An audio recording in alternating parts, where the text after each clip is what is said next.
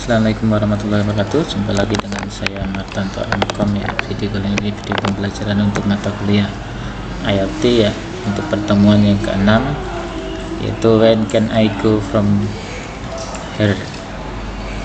Jadi karena dunia ini sudah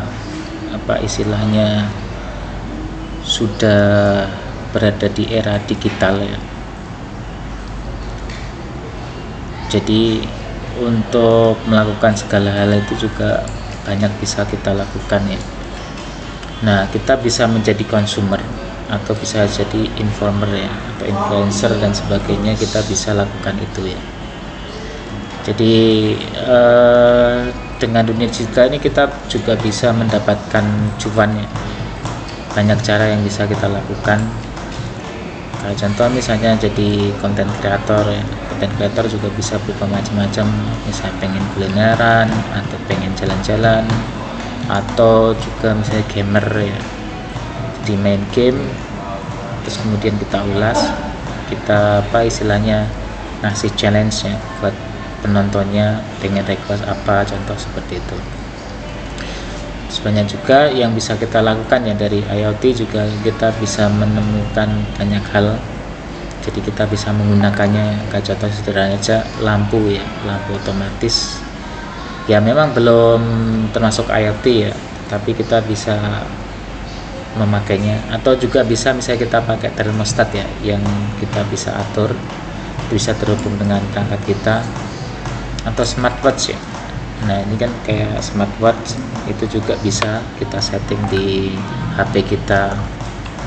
Nah, itu kan sudah termasuk menggunakan jaringan ya, jadi kita bisa atur segala sesuatunya. Nah ini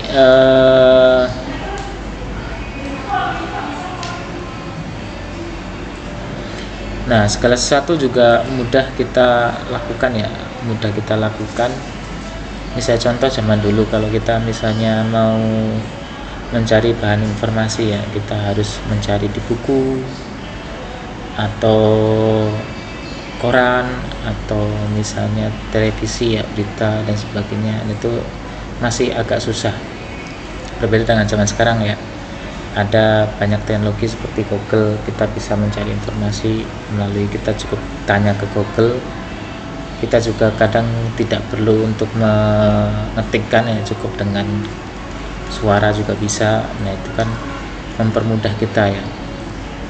Kayak pekerjaan juga, kayak contoh dengan adanya IoT, kemudian banyak sensor yang mengeringkan data, sehingga banyak data yang perlu diolah ya, perlu diolah. Nah untuk ke arah data mining ya, kemudian juga bisa kita pakai untuk artificial intelligence AI. Jadi data tersebut kita olah, kita jadikan sebagai data training. Nah terus kemudian sehingga kita bisa melatih sesuatu ya, untuk bisa memiliki kecerdasan buatan sendiri. Kemudian juga kita banyak juga application development ya, kita bisa bikin aplikasi minimal ya bisa jutaan ya, satu buah aplikasi bisa kita buat.